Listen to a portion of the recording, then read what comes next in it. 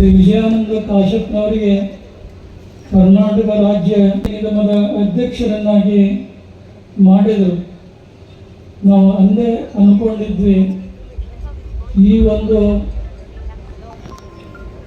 ಸ್ಥಾನವನ್ನು ಒಪ್ಪಿಕೊಳ್ಳದೆ ಹಾಗೆ ಇದ್ದರೆ ಚೆನ್ನಾಗಿತ್ತು, ಮುಂದೆ ಸಚಿವ ಪದವಿಗೆ ಬೇಡಿಕೆಯನ್ನು ಇಡಬಹುದಾಗಿತ್ತು. ಆದರೆ ಇವತ್ತು ಕೂಡ ಕಾಲ ಮಿಂಚಿಲ್ಲ.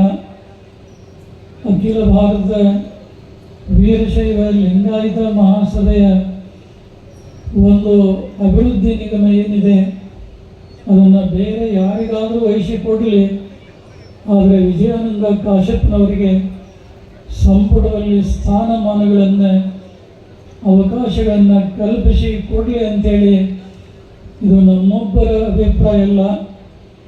ಈ ಅಭಿಪ್ರಾಯಕ್ಕೆ ಉಜ್ಜಯಿನಿ, ಕೇದಾರ, ಶ್ರೀಶೈಲ, ಕಾಶಿ ಜಗದ್ಗುರುಗಳ ಹೃದಯಾಂತರಾಳದ ಸಹಮತ ಇದೆ ಅನ್ನುವಂಥ ಮಾತನ್ನು ಈ ಸಂದರ್ಭದಲ್ಲಿ ಹೇಳಲಿಕ್ಕೆ ನಾವು ಬಯಸ್ತಾ ಇದ್ದೇವೆ.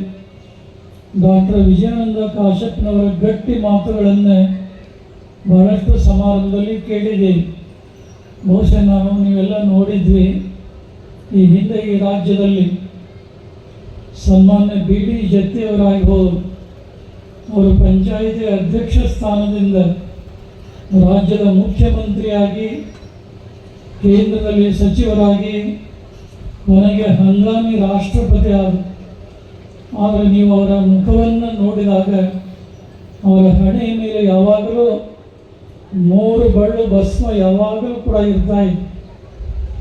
ಇವತ್ತು ಇಂದಿನ ರಾಜಕಾರಣಿಗಳಲ್ಲಿ ಅವೆಲ್ಲ ಗಮನಿಸಿ ನೋಡಿದರೆ ಒಂದೊಂದು ಕ್ಷೇತ್ರದ ಶಾಸಕರಾದಂಥ ಡಾಕ್ಟರ್ ವಿಜಯಾನಂದ ಕಾಶ್ಯಪ್ನವರ ಹಣೆಯ ಮೇಲೆ 3 ಬಟ್ಟು ವಿಭೂತಿ ಯಾವಾಗಲೂ ಕೂಡ ಇರುವುದನ್ನು ನೋಡಿದರೆ ನಮಗೆ ಬಿ ಡಿ ಜತ್ತಿಯವರ ನೆನಪು ಬರಲಾರದೆ ಇರಲಾರದು.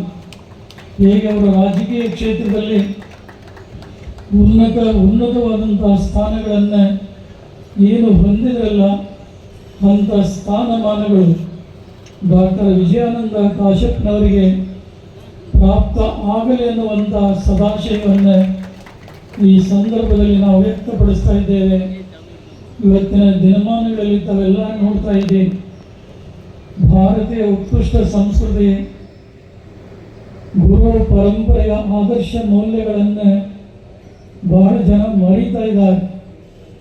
ಮರೆಯುವಂಥ ಜನಾಂಗಕ್ಕೆ ಅರಿವಿನ ದಾರಿಯನ್ನು ತೋರುವಂಥ ಕೆಲಸವನ್ನು ಶ್ರೀ ಜಗದ್ಗುರು ಪಂಚಪೀಠಾಧೀಶರು ಇವತ್ತು ಎಲ್ಲ ಕಡೆಗೆ ಜನಜಾಗೃತಿ ಸಮಾರಂಭಗಳನ್ನು, ಧರ್ಮ ಜಾಗೃತಿ ಸಮಾರಂಭಗಳನ್ನು ನೆರವೇರಿಸ್ತಾ ನಾವೆಲ್ಲ ಬರ್ತಾ ಇದ್ದೇವೆ.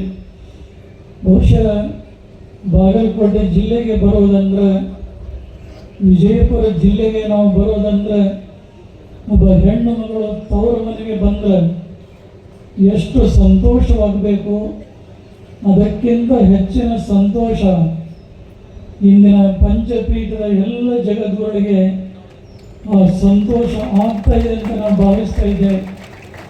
ಕಾರಣ ಏನು ಅಂದರೆ, ಇವತ್ತು ವೀರಶೈವ ಪಂಚಪೀಠಗಳಲ್ಲಿ 3 ಜನ ಜಗದ್ಗುರುಗಳವರು ವಿಜಯಪುರ, ಬಾಗಲಕೋಟೆ ಜಿಲ್ಲೆ ಇವೆರಡು ಒಂದೇ ಇದ್ದು, ಇವತ್ತು 2 ಆಗ್ಯಾವ. 2 ಇದ್ದರೂ ಒಂದೇ ಆಗಿ ಇವು ಕೆಲಸ ಮಾಡ್ತಾ ಇದ್ದಾವೆ. ಇವತ್ತು ಕಾಶಿ ಪೀಠದ ಡಾಕ್ಟರ್ ಚಂದ್ರಶೇಖರ ಜಗದ್ಗುರುಗಳವರು ಇದೇ ವಿಜಯಪುರ ಜಿಲ್ಲೆಯಲ್ಲಿ, ಇವತ್ತು ಬಾಗಲಕೋಟೆ ಜಿಲ್ಲೆ ಗುಳೇದ ಗುಡ್ಡದಲ್ಲಿ ಹುಟ್ಟಿ ಬೆಳೆದು ಒಂದು ಉತ್ಕೃಷ್ಟ ಪಂಚಪೀಠಗಳಲ್ಲಿ ಕಾಶಿ ಜ್ಞಾನ ಸಿಂಹಾಸನ ಪೀಠವನ್ನು ಒಂದು ಮಾತನ್ನು ಬರೀತಾನೆ. ಉದ್ಯಮಂ ಸಾಹಸಂ ಧೈರ್ಯಂ ಬುದ್ಧಿ ಶಕ್ತಿ ಪರಾಕ್ರಮ ಷಡೇತೆ ಯತ್ರ ವರ್ತಂತೆ ತತ್ರ ದೇವೋ ಸಹಾಯಕೃತ್ತಂತ. ಉದ್ಯಮ, ಸಾಹಸ, ಧೈರ್ಯ, ಬುದ್ಧಿ, ಶಕ್ತಿ ಮತ್ತು ಪರಾಕ್ರಮ ಈ 6 ಗುಣಗಳು ಯಾರಲ್ಲಿ ಇರುತ್ತವೆಯೋ ಅವರಿಗೆ ಕೇವಲ ಮನುಷ್ಯರಲ್ಲ, ಸ್ವತಃ ದೇವರು ಕೂಡ ಸಹಕಾರವನ್ನು ಮಾಡ್ತಾನೆ ಅನ್ನುವಂಥ ಮಾತನ್ನು ಸುಭಾಷಿತಕಾರ ಬರೆದಿದ್ದಾನೆ. ಎಸ್.ಆರ್. ಕಾಶ್ಯಪ್ಪನವರು ಈ 6 ಗುಣಗಳನ್ನು ತಮ್ಮಲ್ಲಿ ಅಳವಡಿಸಿಕೊಂಡಿರುವ ಕಾರಣಕ್ಕಾಗಿ ಅವರು ಮಾಡ್ತಾ ಇರುವಂತಹ ಯಾವುದೇ ಕೆಲಸ ಕಾರ್ಯ ಅದು ಎಂದಿಗೂ ಕೂಡ ಹಿಂದೇಟಾಕಿರುವಂಥ ಉದಾಹರಣೆಗಳೇ ಇಲ್ಲ. ಯಾವುದನ್ನು ಅವ್ರು ಮಾಡಬೇಕು ಅಂತ ಬಯಸ್ತಿದ್ರು ಬಹಳ ಗಟ್ಟಿಯಾಗಿ ಅದನ್ನು ಮಾಡ್ತಾ ಇರೋದರಿಂದ ಅದರಲ್ಲಿ ಅವರು ಖಂಡಿತವಾಗಲೂ ಯಶಸ್ಸನ್ನು ಪಡೀತಾ ಇದ್ರು. ಅದಕ್ಕೆ ಕಾರಣ ಏನು ಅಂದರೆ ಅವರಲ್ಲಿ ಈ 6 ಗುಣಗಳಿರುವ ಕಾರಣಕ್ಕಾಗಿ ಅವರ ಎಲ್ಲ ಕೆಲಸದ ಜೊತೆಗೆ ದೇವರೇ ಅವರ ಸಹಾಯಕ್ಕೆ ನಿಂತಿದ್ದ ಅನ್ನೋದನ್ನು ಬೇರೆ ಹೇಳಬೇಕಾಗಿರುವಂತಹ ಅಗತ್ಯ ಇಲ್ಲ. ಅಂತಹ ಒಬ್ಬ ಧೀಮಂತ ನಾಯಕ ಇವತ್ತು ಒಂದು ವೇಳೆ ಅವ್ರಿಗಿದ್ರು ಅಂದ್ರೆ ಖಂಡಿತವಾಗಲೂ ಅವರು ಕಾಂಗ್ರೆಸ್ ಪಕ್ಷದ ವೀರಶೈವ ಸಮಾಜದ ಸಾರ್ವಕಾಲಿಕ ಪ್ರಶ್ನಾತೀತ ನಾಯಕರಾಗಿ ನಮ್ಮ ಕಣ್ಮುಂದೆ ಇರ್ತಿದ್ರು ಅನ್ನುವಂಥದ್ದನ್ನು ನಾವು ಹೇಳಲೇಬೇಕಾಗಿರುವಂಥ ಸಂಗತಿ. ಅವರಿಗೆ ಪೂರ್ಣ ಆಯುಷ್ಯ ಲಭಿಸಲಿಲ್ಲ. ಆದರೆ ಇವತ್ತು ಬಾಳೆ ಗಿಡ ತಾನು ಕೆಳಗೆ ಉರುಳೋದಕ್ಕಿಂತಲೂ ಮೊದಲ ತನ್ನನ್ನು ನೆಟ್ಟಿರುವಂತಹ ರೈತ ಅನಾಥ ಆಗಬಾರ್ದು, ಅವನಿಗೆ ತೊಂದರೆ ಆಗಬಾರ್ದು ಅನ್ನೋ ರೀತಿಯಲ್ಲಿ ತಾನು ಕೆಳಗೆ ಉರುಳೋದಕ್ಕಿಂತಲೂ ಮೊದಲ ತನ್ನ ಪಕ್ಕಕ್ಕೆ ಮರಿಯನ್ನು ಬಿಟ್ಟು ಆಮೇಲೆ ತಾನು ಕೆಳಗೆ ಉರುಳ್ತಾ ಇರೋದನ್ನು ನೀವೆಲ್ಲ ನೋಡಿದವರಾಗಿದ್ದೀರಿ. ಅದೇ ರೀತಿ ಎಸ್.ಆರ್. ಕಾಶ್ಯಪ್ಪನವರು ಬಹುತೇಕ ಅವರ ಅಂತ್ಯ ಸಮೀಪಿಸಿದ್ದು ಗೊತ್ತಿತ್ತೋ ಏನೋ ಗೊತ್ತಿಲ್ಲ. ಅವ್ರ ನಂತರ ಈ ಭಾಗದ ಜನ ಅನಾಥ ಆಗಬಾರ್ದು ಅನ್ನೋ ದೃಷ್ಟಿಯಿಂದ ಡಾಕ್ಟರ್ ವಿಜಯಾನಂದ ಕಾಶ್ಯಪ್ಪನವರು ಅನ್ನುವಂಥ ಒಂದು ಮರಿಯನ್ನು ಈ ಸಮಾಜಕ್ಕೆ ಈ ಭಾಗಕ್ಕೆ ಕೊಟ್ಟು ಬಿಟ್ಟು ಹೋಗಿರುವಂಥದ್ದನ್ನು ನಾವೆಲ್ಲ ನೆನಪಿಸ್ಕೊಳ್ಬೇಕು. ಇವತ್ತು ಬಹಳ ಸಂತೋಷದ ಸಂಗತಿ ಏನು ಅಂದರೆ ಒಂದು ಕಡೆಗೆ ಅವರನ್ನು ಕಳ್ಕೊಂಡಿವಿ ಅನ್ನೋ ದುಃಖ ಈ ಭಾಗದ ಜನರಿಗಿದ್ರೆ, ಮತ್ತೊಂದು ಕಡೆಗೆ ಅವರದೇ ಧೀರೋದಾತ್ತ ಗುಣಗಳನ್ನು ಅಳವಡಿಸಿಕೊಂಡಿರುವಂತಹ ಡಾಕ್ಟರ್ ವಿಜಯಾನಂದ ಕಾಶ್ಯಪ್ಪನವರಂಥ ಒಬ್ಬ ವ್ಯಕ್ತಿಗಳನ್ನು ಕೊಟ್ಟು ಹೋಗಿದ್ದಾರೆ ಅನ್ನೋ ಸಂತೋಷ ಮತ್ತೊಂದು ಕಡೆಗೆ ಇದೆ ಅನ್ನುವಂಥದ್ದನ್ನು ನಾವು ಈ ಸಂದರ್ಭದಲ್ಲಿ ನೆನಪಿಸಿಕೊಳ್ಬೇಕಾಗತ್ತೆ. ಡಾಕ್ಟರ್ ವಿಜಯಾನಂದ ಕಾಶ್ಯಪ್ಪನವರು ಕೂಡ ಎಸ್.ಆರ್. ಕಾಶ್ಯಪ್ಪನವರಲ್ಲಿರುವ ಬಹುತೇಕ ಎಲ್ಲ ಒಳ್ಳೆಯ ಗುಣಗಳನ್ನು ಅಳವಡಿಸಿಕೊಂಡು ಅವರ ಹೆಜ್ಜೆಯನ್ನಿಟ್ಟು ಈ ಭಾಗದ ಜನರ ಕಣ್ಣೀರೊರೆಸುವಂತಹ, ಈ ಭಾಗದ ರೈತ ತಲೆ ಎತ್ತಿ ಬಾಳಲಿಕ್ಕೆ, ಗೌರವಯುತವಾಗಿ ಬಾಳಲಿಕ್ಕೆ ಬೇಕಾಗಿರುವಂಥ ಎಲ್ಲ ಸೌಲಭ್ಯಗಳನ್ನು ಕಲ್ಪಿಸಿಕೊಡುವ ನಿಟ್ಟಿನಲ್ಲಿ ಶ್ರಮವಹಿಸಿ ದುಡಿತಾ ಇರುವಂತಹದ್ದನ್ನು ನೀವೆಲ್ಲ ನೋಡಿದವರಾಗಿದ್ದೀರಿ.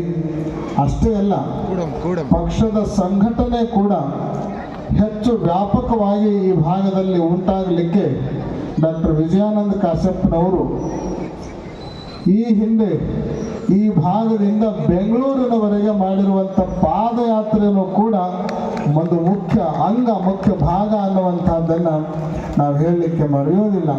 ಬಹಳ ಸುಂದರವಾದ ಮಾತನ್ನು ಹೇಳಿದರು. ಒಂದಿಲ್ಲ ಒಂದು ದಿವಸ ನಮ್ಮ ವಿಜಯಾನಂದ ಕಾಶ್ಯಪ್ಪನವರು ಕರ್ನಾಟಕದ ಮುಖ್ಯಮಂತ್ರಿ ಆಗ್ತಾರೆ ಅಂತಕ್ಕಂಥ ಮಾತನ್ನು ಹೇಳಿದ್ದಾರೆ. ಸ್ವಲ್ಪ ನಾವು ಹಿಂದಿನ ದಿನಮಾನಗಳನ್ನು ಸ್ವಲ್ಪ ನೋಡಿದರೆ ಎಸ್.ಆರ್. ಕಂಠಿ ಅವ್ರ ಕಾಲಕ್ಕೆ, ನಿಜಲಿಂಗಪ್ಪನವ್ರ ಕಾಲಕ್ಕೆ, ಬಿ.ಡಿ. ಜತ್ತಿ ಅವ್ರ ಕಾಲಕ್ಕೆ, ಏನೊಂದು ವಾತಾವರಣ ಸಮಾಜದಲ್ಲಿ ಇತ್ತು ಅಂದ್ರೆ ಈ ಒಳಜಾತಿಗಳ ಜಗಳ ಅನ್ನೋದು ಯಾರಿಗೂ ಗುರುತಿದ್ದಿಲ್ಲ. ಎಲ್ಲರೂ ಹೇಳಿದ್ದಾರೆ ವೀರಶೈವ ಲಿಂಗಾಯತ ಅನ್ನುವಂಥದ್ದು ಒಂದು ವಿಶಾಲವಾಗಿರ್ತಕ್ಕಂಥ ವಟವೃಕ್ಷ ಇದ್ದ ಹಾಗೆ. ಈ ಸಮಾಜದ ಜನರು ಉದ್ಯೋಗ ಪ್ರಿಯರು, ಕಾಯಕವೇ ಕೈಲಾಸ ಅಂತ ನಂಬಿಕೊಂಡು ಬಂದವರು. ಅದಕ್ಕೆ ಉದ್ಯೋಗದಲ್ಲಿ ಹೆಚ್ಚು ಕಡಿಮೆ ಅನ್ನುವಂಥ ಭಾವ ಇರಲಾರದೆ ಬಹುತೇಕ ಸಮಾಜಕ್ಕೆ ಉಪಯೋಗವಾಗುವಂತಹ ಎಲ್ಲ ಉದ್ಯೋಗಗಳನ್ನು ಮಾಡಿದವರು ವೀರಶೈವ ಲಿಂಗಾಯತ. ಆ ಉದ್ಯೋಗಗಳು ಇವತ್ತು ಜಾತಿಯಾಗಿ ನಮಗೆಲ್ಲ ಕಾಡ್ತಾ ಇದ್ದಾವೆ. ವಾಸ್ತವಿಕವಾಗಿ ಈ ಸಂದರ್ಭ ತಿಳಿಪಡಿಸ್ತಾ ಇದ್ದಾವೆ. ಅದಕ್ಕಾಗಿ ಆ ನಿಟ್ಟಿನಲ್ಲಿ ನಮ್ಮ ಎಲ್ಲ ರಾಜಕೀಯ ಧುರೀಣರು ವೀರಶೈವ ಒಳಪಂಗಳನ್ನು ಒಂದು ಮಾಡುವಂಥ ದೃಷ್ಟಿಯಲ್ಲಿ ಅಖಿಲ ಭಾರತ ವೀರಶೈವ ಮಹಾಸಭೆ ಕಾರ್ಯವನ್ನು ಮಾಡ್ತಾ ಇದೆ. ಯೋಗಾಯೋಗ ಅನ್ನುವಂತೆ ನಮ್ಮ ಶ್ರೀಮತಿ ವೀಣಾ ವಿಜಯಾನಂದ ಕಾಶ್ಯಪ್ಪನವರು ಈ ಪ್ರಾಚೀನವಾದ ಸಂಸ್ಥೆಗೆ ಮಹಿಳಾ ಘಟಕದ ರಾಷ್ಟ್ರೀಯ ಅಧ್ಯಕ್ಷರಾಗಿ ಅವರು ಸ್ಥಾನವನ್ನು ಪಡ್ಕೊಂಡಿದ್ದಾರೆ. ಮೊನ್ನೆ ಹೈದರಾಬಾದ್ದೊಳಗೆ ಜಗದ್ಗುರು ಪಂಚಾಚಾರ್ಯ ಯುಗಮಾನೋತ್ಸವ ಮತ್ತು ಬಸವಾದಿ ಶರಣರ ಜಯಂತ್ಯುತ್ಸವವನ್ನು ಸಂಯುಕ್ತವಾಗಿ ಮಾಡಿದಾಗ ಆ ಸಮಾರಂಭದಲ್ಲಿ ಕೂಡ ಅಖಿಲ ಭಾರತ ವೀರಶೈವ ಮಹಾಸಭೆಯ ರಾಷ್ಟ್ರೀಯ ಮಹಿಳಾ ಸಂಘದ ಅಧ್ಯಕ್ಷರಾಗಿ ಪಾಲ್ಗೊಂಡು ಅವರು ಹಿಂದಿಯಲ್ಲಿ ಕೂಡ ಮಾತಾಡಿದ್ದು ನಮಗೆಲ್ಲ ಬಹಳ ಸಂತೋಷ ಪಡ್ತಾ ಇದ್ದೆ. ಹೀಗೆ ಕಾಶ್ಯಪ್ಪನವರ ಪರಿವಾರ ಇವತ್ತು ಎಲ್ಲ ಒಳಪಂಗಡಗಳನ್ನು ಒಂದುಗೂಡಿಸಿ ಅಖಂಡ ವೀರಶೈವ ಲಿಂಗಾಯತ ಸಮಾಜವನ್ನು ಮಾಡಲಿಕ್ಕೆ ಪಂಚಪೀಠಗಳ ಪರಮಾಚಾರ ಆಶೀರ್ವಾದ ಇದೆ. ಎಲ್ಲ ಶಿವಾಚಾರದಲ್ಲಿ ಪಾಲ್ಗೊಳ್ತಾ ಇದ್ದಾರೆ. ನೀವೆಲ್ಲರೂ ಕೂಡ ಅದನ್ನು ಮಾಡಿ ಸಮಾಜವನ್ನು ಒಂದುಗೂಡಿಸ್ತಕ್ಕಂಥ ಕೆಲಸ ಇಂದ ಆಗಬೇಕಾಗಿದೆ ಅನ್ನುವಂಥ ಮಾತನ್ನು ಕೂಡ ತಿಳಿಸ್ತಾ ಎಲ್ಲರೂ ಹಾರೈಸಿದಂತೆ ಸದ್ಯ ನಡೆದಿರ್ತಕ್ಕಂಥ ಸಚಿವರ ಹಂಚಿಕೆ ಸಂದರ್ಭದಲ್ಲಿ ಕೂಡ ವಿಜಯಾನಂದರನ್ನ ಮುಖ್ಯಮಂತ್ರಿ ಅವಶ್ಯವಾಗಿ ಪರಿಗಣಿಸಬೇಕನ್ನುವಂಥ ಒತ್ತಾಯದ ಮಾತನ್ನು ಕೂಡ ತಿಳಿಸಿ ಇವತ್ತಿನ ಕಾರ್ಯಕ್ರಮ ಸರ್ವಾಂಗ ಸುಂದರವಾಗಿ ನಡೆದಿರ್ತಕ್ಕಂಥ ಕಾರ್ಯಕ್ರಮ. ಈ ಸಮಾರಂಭಕ್ಕೆ ಬಹಳ ದಿನಗಳ ನಂತರ ರಂಭಾಪುರಿಗಳು ಆಗಮಿಸಿ ಈ ಕಾರ್ಯಕ್ರಮಕ್ಕೊಂದು ಸುವರ್ಣ ಕಳಸವನ್ನು ಇಟ್ಟಂತಾಗಿದೆ ಅನ್ನುವಂಥ ಮಾತನ್ನು ಕೂಡ ತಿಳಿಸ್ತಾ ಎಲ್ಲರಿಗೂ ಶುಭವನ್ನು ಕೈಲಾಸಕ್ಕೆ ಹೋಗಿ ಬರೋದಂದ್ರೆ ಸಾಮಾನ್ಯ ಮಾತಲ್ಲ. ಅದು ಹಿಮಾಲಯದ ಚಳಿಯಲ್ಲಿ ಅದೆಲ್ಲವನ್ನು ಸಹನ ಮಾಡಿಕೊಂಡು ಶಿವನ ವಾಸಸ್ಥಾನವಾಗಿರ್ತಕ್ಕಂಥ ಕೈಲಾಸ ಪರ್ವತವನ್ನು 3 ದಿನಗಳ ಕಾಲ ಪರಿಕ್ರಮ ಮಾಡಿ ಆ ಪುಣ್ಯವನ್ನು ತಂದು ನಿಮಗೆಲ್ಲರಿಗೆ ಹಂಚಿದಾರೆ ಅವರು. ಆದ್ದರಿಂದ ಅಂಥ ಪುಣ್ಯವನ್ನು ವಿಶೇಷವಾಗಿ ಈ ಕಾಶ್ಯಪ್ಪನವರ 24ನೇ ವರ್ಷದ ಪುಣ್ಯ ಸ್ಮರಣೋತ್ಸವಕ್ಕೆ ಅವ್ರು ಬರಬೇಕು ಅಂತಂದ್ರೆ ಬಹುತೇಕ ಈ ಮನೆತನದ ಬಹಳ ಪುಣ್ಯನೂ ಇರಬೇಕನ್ನುವಂಥ ಮಾತನ್ನು ಕೂಡ ತಿಳಿಸ್ತಾ ಕೈಲಾಸಕ್ಕೆ ಹೋಗಿ ಬಂದಿರತಕ್ಕಂಥ ಸನ್ನಿಧಿಯ ಪಾದಕ್ಕೆ ಅನಂತ ನಮಸ್ಕಾರವನ್ನು ಸಮರ್ಪಿಸಿ ಎಲ್ಲರಿಗೂ ಶುಭವನ್ನು ಕೋರಿ ಅತಿಶಯೋಕ್ತಿ ಆಗಲಾರದು. ಅವರು ಕೇವಲ ಒಂದೇ ಕ್ಷೇತ್ರದಲ್ಲಿ ಸಾಧನೆ ಮಾಡಿರಲಿಲ್ಲ. ರಾಜಕೀಯ ಕ್ಷೇತ್ರ ಅವರ ಪ್ರಮುಖ ಕ್ಷೇತ್ರ ಆಗಿದ್ರೂ ಕೂಡ ಇವತ್ತು ಧಾರ್ಮಿಕವಾಗಿ ಸಾಮಾಜಿಕವಾಗಿಯೂ ಕೂಡ ಅವರು ಗೈದಿರುವಂಥ ಸಾಧನೆ ಅಪಾರವಾಗಿರುವಂಥದ್ದು. ಬಿಲ್ವಕೆರೂರಿನ ಶ್ರೀಗಳವರು ಉಲ್ಲೇಖ ಮಾಡಿದಂತೆ ಭೀಮಾ ನದಿಯ ಮಹಾರಾಷ್ಟ್ರದ ಗೇಟ್ ಮುರಿದು ರಾಜ್ಯದ ಜನರ ಹಿತವನ್ನು ಕಾಪಾಡಿರುವಂತಹ ಏಕೈಕ ರಾಜಕೀಯ ನಾಯಕ ಅಂದರೆ ಅದು ಎಸ್ ಆರ್ ಕಾಶ್ಯಪ್ರವರು ಅಂತ ಹೇಳಿದರೆ ಅದು ಅತಿಶಯೋಕ್ತಿ ಆಗಲಾರದು. ಪೀಠದ ಪರಂಪರೆಯನ್ನು ಕಾಪಾಡುವಲ್ಲಿಯೂ ಕೂಡ ಅದೇ ಕೆಚ್ಚೆದೆಯನ್ನು, ಅದೇ ದಿಟ್ಟತನವನ್ನು ಕೂಡ ಅವರು ತೋರಿಸಿರುವಂತಹದ್ದು ಇದೀಗ ಇತಿಹಾಸದ ಪುಟವನ್ನು ಸೇರಿರುವಂಥ ಸಂಗತಿ. ಅವರನ್ನು ನಾವು ಪೀಠಾರೋಹಣಕ್ಕಿಂತಲೂ ಮೊದಲಿಂದಲೂ ನೋಡಿದವರಾಗಿದ್ದೇವೆ. ಅವರ ಮುಖದಲ್ಲಿರುವಂತಹ ಉತ್ಸಾಹ, ತಮ್ಮ ಬಳಿಗೆ ಯಾವುದೋ ಒಂದು ಕೆಲಸವನ್ನು ಹುಡುಕಿಕೊಂಡು ಬಂದಿರುವಂತಹ ಜನರಿಗೆ ಮಾಡುವಂತಹ ಸಹಕಾರ, ಅವರ ಕಣ್ಣೀರು ಒರೆಸುವಂತಹ ಗುಣ, ಅವರ ಪ್ರತಿಯೊಂದು ಸಮಸ್ಯೆಗೆ ಸ್ಪಂದಿಸುವಂತಹ ಉದಾರತೆ, ಇವೆಲ್ಲವೂ ಕೂಡ ಎಸ್ ಆರ್ ಕಾಶ್ಯಪ್ಪನವರನ್ನು ಒಬ್ಬ ಅಪ್ರತಿಮ ನಾಯಕನನ್ನಾಗಿ ಮಾಡಿದ್ದು ಅನ್ನುವಂಥದ್ದನ್ನು ನಾವು ಹೇಳಲಿಕ್ಕೆ ಮರೆಯೋದಿಲ್ಲ.